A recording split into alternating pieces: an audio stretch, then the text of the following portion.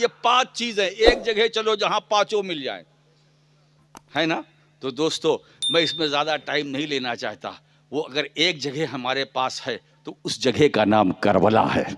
उस जगह का नाम करबला भी, जहां खौफ भी है, माल की कमी भी है, प्यास भी है, भूख भी है, जानों की कमी भी है, मगर मेरे हुसैन के कदम को देखो, हरकत नहीं कर रहा है, हरकत नहीं कर रहा है, भूखे है, कदम लड़खड़ा नहीं रहा है। यजीदियों के कदम उखड़ गए, हुसैन के कदम जमे रहे। अब मैं पूछता हूं कि 22,000 लश्कर में इतनी ताकत नहीं कि हुसैन के कदम को हिला सके।